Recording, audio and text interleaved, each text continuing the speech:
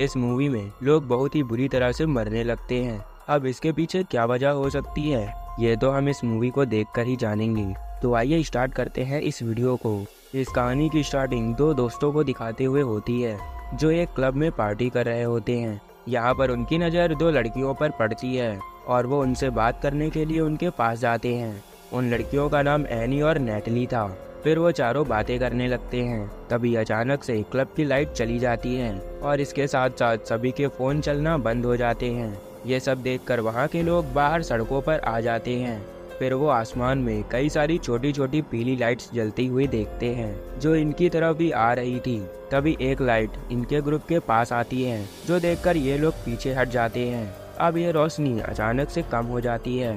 तभी एक पुलिस वाला उस रोशनी के पास जाता है और अपने डंडे से उसे छूता है, लेकिन ये रोशनी उसे अपनी तरफ खींचकर भस्म कर देती है। अब यहाँ पर अफरा तफरी मच जाती है और सभी यहाँ से भागने लगते हैं। फिर देखते ही देखते आसमान की सभी लाइट्स यहाँ पर आने लगती हैं और एक एक करके सभी लोगों को भस्म करने लगती हैं। अब शॉन का ग्रुप दौड़कर क्लब के अंदर चला जाता है, लेकिन यहाँ पर भी वो लाइट इनका पीछा नहीं छोड़ती और शीशा तोड़कर अंदर आ जाती है। दरअसल ये लाइट अजीबोगरीब एलियंस थे जो अर्थ से इंसानों का नामो निशान मिटाने आए थे।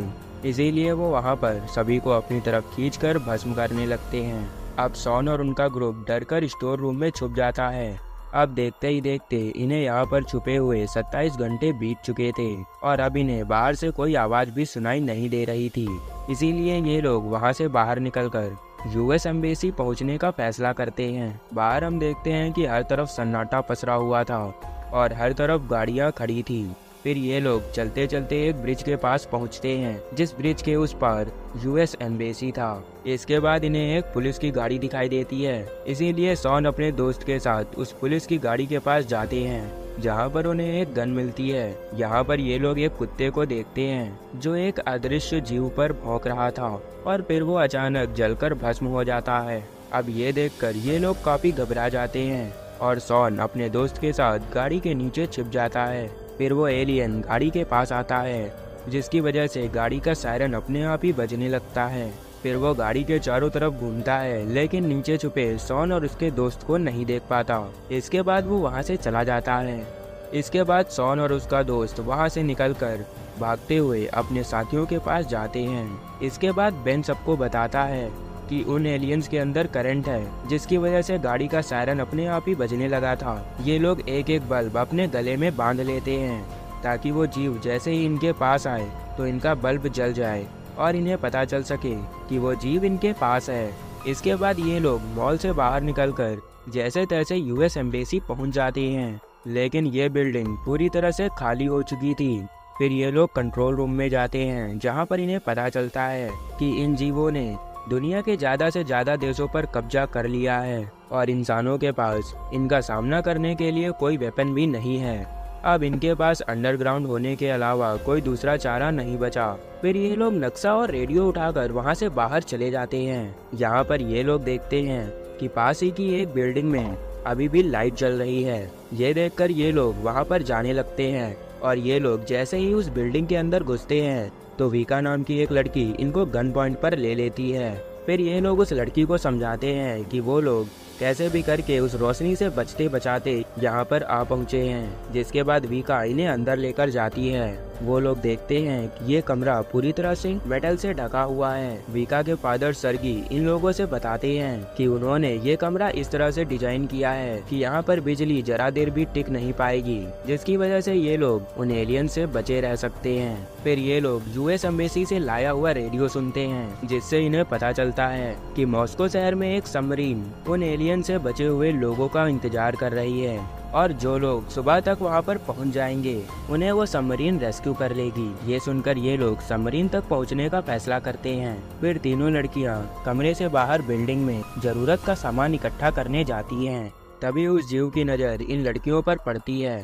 फिर वो इन्हें मारने के लिए बिल्डिंग के अंदर आ जाता है, जो देखकर लड़कियां भागते हुए कमरे के अंदर आ जाती हैं, लेकिन कमरे का डोर सही से बंद नहीं करती, जिसकी वजह से वो एलियन भी कमरे के अंदर आ जाता है। जो देखकर सर्गी अपनी माइक्रोवेव गन को निकालता है और उस एलियन को शूट करने लगता है। वो गन इतनी स्ट्रांग थी कि वो एलियन कुछ टाइम के लिए वहीं पर फ्रीज हो जाता है और रोशनी के पीछे छुपा उसका चेहरा सबको दिखाई देने लगता है। लेकिन थोड़ी ही देर में उस गन का असर खत्म हो जाता है और वो एलियन सर्गी को जलाकर भस्म कर देता है। ये देखकर बेन और शॉन वहाँ से बचकर भागकर बाहर आ जाती हैं, लेकिन एनी वहाँ से बचकर भाग नहीं सकी, जिसकी वजह से वो एलियन उसे जलाकर भस्म कर देता है। फिर वीका भी अपने साथियों के पास आकर वहाँ से भाग निकलती है। तभी उनके सामने कुछ रशियन पुलिस वाले आ जाते हैं, जिनकी पूरी बॉडी मेटल से ढकी हुई थी, और फिर वो वहाँ के एलियंस पर अपनी गन से शूट करने लगते हैं।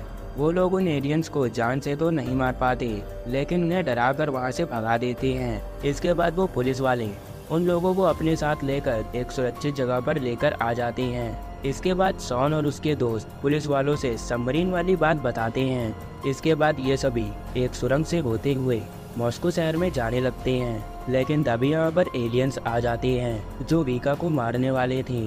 तभी बेन वीका को ट्रेन की पटरी पर फेंक देता है और खुद एलियंस के शिकंजे में फंस जाता है, और वो एलियंस बेन को भी जलाकर भस्म कर देते हैं, जिसकी वजह से शॉन को काफी ज्यादा दुख होता है।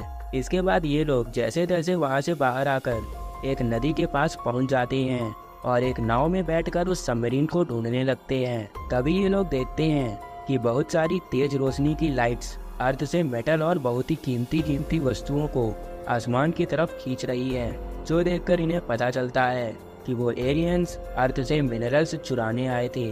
अब इनकी नाव एक पत्थर की वजह से वहीं पर रुक जाती है। फिर ये लोग पानी में तैरते हुए जैसे तैसे उस सबमरीन पर पहुंच जाते हैं। शॉन देखता है कि नैटली अभी भी यहाँ से गायब है। फिर वो पुलिस वालों के साथ उसे ढूंढने के लिए निकल जाता है। फिर ये लोग अपना अपना फोन पटरियों के पास फेंक देते हैं ताकि एलियंस के आने पर उन्हें पता चल सके। तभी यहाँ पर एक एलियन आ जाता है, जिसे देखकर ये सभी अपनी अपनी गन से उसे शूट करने लगते हैं और फाइनली वो उस एलियन को जान से मार देते हैं। तभी नैनिटी जो एक बस में छुपी हुई थी, वो इन सबकी आवाजें सुन जाती हैं, और जब शॉन नैटली को बचाने के लिए बस के अंदर जाता है तो बस अपने आप ही चलने लगती है और पता चलता है कि बस में एक एलियन मौजूद था और वो नैटली को अपनी तरफ खींचने लगता है। शॉन अपनी गन से कुछ टाइम के लिए उसे वहीं पर फ्रीज कर देता है और नैटली उसके चंगुल से छूट जाती है। फिर शॉन एक पत्थर उठाकर उस एलियन की तरफ मारता है, जिसकी वजह से वो एलियन टुकड़ों में बिखरकर वहीं पर मर जाता है। इसके बाद जल्दी सभी लोग सबमरीन पर आ जाते हैं और उसमें बैठकर वहां से जाने लगते हैं। सबमरीन में उनके जैसे और भी लोग थे, जिन लोगों को अब रेस्क्यू कर लिया गया था। और इसी के साथ इस मूवी का यहीं पर दी एंड हो जाता है। तो दोस्तों, अगर वीडियो अच्छी लगी हो तो वीडियो को लाइक जरूर कर दें और हमें सपोर्ट करने के लिए हमारे चैनल को सब्सक्राइब जरूर करें। For more videos please visit my channel.